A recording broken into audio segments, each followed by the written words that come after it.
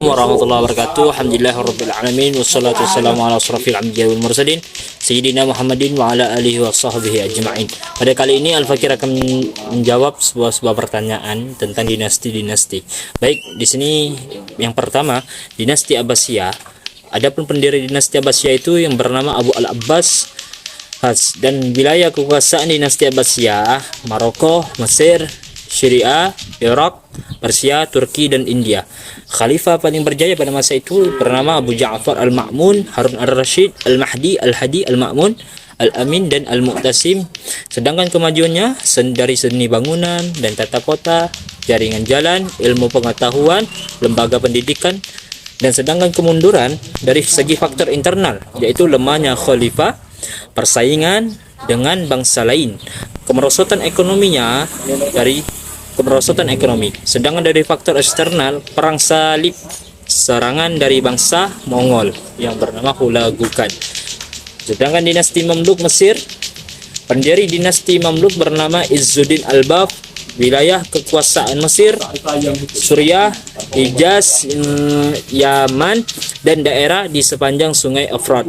Sultan paling berjaya bernama Qutus, Kolawun, Nasir, dan Muhammad bin Kolawun. Sedangkan kemajuannya militer, ilmu pengetahuan, Mesir jadi penghubung jalur perdagangan timur dan barat. Kemunduran, banyak pengusaha Mamluk Burgi yang bermoral rendah dan tidak menyukai ilmu pengetahuan. Kebiasaan hidup berfoya-foya dan hidup mewah menyebabkan harga pajak melambung tinggi. Dan dinasti Mughal, pendiri Zahiruddin Babur, sedangkan wilayah kekuasaannya Samarkand, Afghanistan, India, Punjabi, Lahore, dan sultan terkenal bernama Abu Al-Fajj Jalaluddin Muhammad Akbar.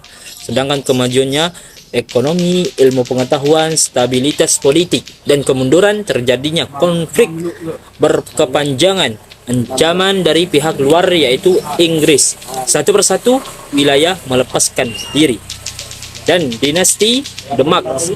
Dinasti Demak ini, pendiri dinasti Demak bernama Raden Fatah.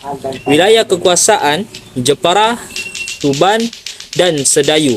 Sultan paling berjaya bernama Sultan Trenggana. Faktor kemajuan di bidang ekonomi itu menjadi daerah penghubung antara penghasil rempah-rempah di timur dengan Malaka sebagai pasar di barat. Secara politik, kerajaan Demak, kekuasaan terbesar di Pulau Jawa, mengakhiri dominasi panjang Majapahit dan eksistensi penguasa Sunda secara konsisten berdiri sejak abad ke-6 Masehi. Teritorial meliputi daerah Jepara, Tuban, Sedayu, Palembang, Jambi, dan beberapa daerah Kalimantan. Dan masa pada pemerintahannya dibangun juga masjid bernama Demak yang melibatkan para wali dan sunan. Sedangkan faktor kemunduran kerajaan Demak karena dilanda perang saudara antara Sunan Prawoto dengan sepupunya yang bernama Arya Panangsang. Sekian dari Al-Fakir. Apabila terdapat kesalahan, mohon maaf sebesar-besarnya. Assalamualaikum warahmatullahi wabarakatuh.